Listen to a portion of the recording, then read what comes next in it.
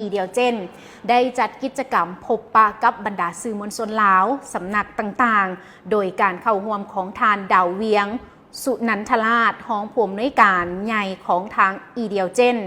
และทานเลวเงินจันทบุรีผู้อำนวยการเขื่อนไฟฟ้าน้ำเงิมหนึ่งมีทั้งคณะผู้บริหารของทางอีเดียวเจนและเขื่อนไฟฟ้าน้ำเงิมหนึ่งพร้อมด้วยสื่อมวลชนจาก13สำนักข่าวเข้าร่วมด้วยกัน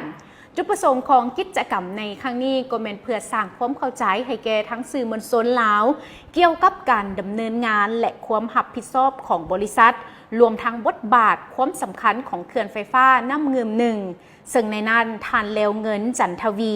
ผู้อำนวยการเขื่อนไฟฟ้าน้ำเงิมหนึ่งก็ได้กล่าวว่า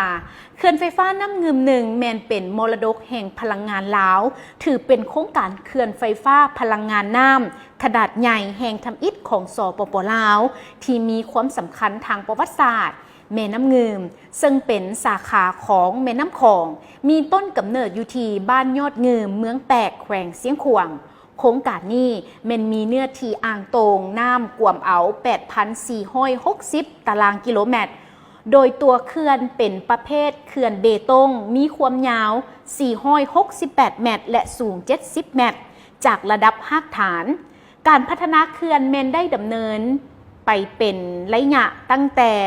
ปี 1968 จนถึงปัจจุบันระยะที่1มันเริ่มแต่ปี 1968 ถึงปี 1971แมนได้ติดตั้งเครื่องผลิตไฟฟ้า 2 หน่วยรวมกำลังแมน 30 เมกะวัตต์ระยะที่2แมนนับแต่ปี 1976 จนถึงปี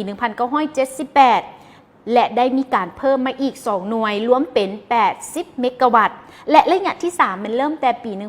1983 จนถึงปี 1984ได้เพิ่มมาเติมอีก 1 หน่วยเป็น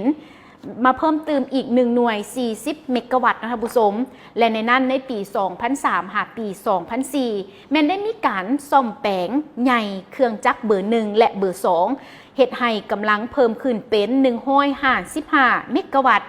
การขยายครั้งใหญ่ที่สุดแมนภาคขยายเบอร์ 7 และเบอร์ 8 นับแต่ปี 2015 หาปี 2018 ที่เพิ่มขึ้นอีก 80 เมกะวัตต์และภาคขยายเบอร์ 6 นับแต่ปี 2017 ถึงปี 2022 เพิ่มอีก 40 เมกะวัตต์ฮอดปัจจุบันเขื่อนนี้กำลังติดตั้งรวมแมน 275 เมกะวัตต์สามารถผลิตพลังงานน้ำขออภัยสามารถผลิตพลังงานไฟฟ้าได้1.40 จิกะวัตต์โมงต่อปีและก็การประกอบส่วนต่อสังคมและการพัฒนาที่ยืนยงเขื่อนไฟฟ้าน้ำเงิมหนึ่งมันมีบทบาทสำคัญในการผลิตพลังงานไฟฟ้าเพื่อตอบสนองกระแสไฟฟ้าให้แก่ภาคกลางและก็ภาคเหนือของสปป.ลาวผ่านระบบสายส่ง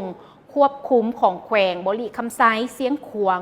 หลวงพะบางอุดมไซหลวงน้ำทานและก็นครหลวงเวียงจันทร์พร้อมทั้งได้มีการส่งออกไฟฟ้าไปที่ประเทศใกล้เคียงในเรื่องของด้านการคุ้มครองสิ่งแวดล้อมเขื่อนแมนได้รับใบยั่งยืนมาตรฐานสากล ISO 14001-2004 EMS และอัปเดตเป็นฉบับใหม่ในระหว่างปี 2017 ถึงปี 2024ได้มีการควบคุมและก็กวดกาคุณภาพน้ำเป็นประจำการอนุรักษ์ปกป้องสัตว์น้ำด้วยการสร้างเขตสงวนบริเวณก้องเขื่อนและการปรับปรุงสภาพแวดล้อมบริเวณเฮือนจักรอย่างต่อเนื่องทางบริษัทยังมีทีมงานนักดำน้ำที่พร้อมให้ความช่วยเหลือแก่สังคมในเวลาเกิดเหตุฉุกเฉินพร้อมมีการสร้างความรับรู้แก่ชุมชนท้องถิ่นด้านการขยายข่าวสารและการสนับสนุนอุปกรณ์ให้แก่บรรดาบ้านใกล้เคียงนั่นเองและในตอนท้ายทานดาวเวียงสุนันทราชห้องผู้อำนวยการใหญ่ของอีเดียวเจนก็ได้กล่าวว่าการดำเนินงานของบริษัทแมนสอดคล้องกับนโยบายการพัฒนาสีเขียวและยืนยงของทั้งรัฐบาลซึ่งบริษัทได้ประกอบส่วนอันสำคัญในการผลิตพลังงานไฟฟ้าเพื่อตอบสนองความต้องการในการพัฒนาเศรษฐกิจของชาติให้แก่ประชาชนได้สมใช้นับตั้งแต่อดีตจนถึงปัจจุบันและยังจะสืบต่อไปในอนาคต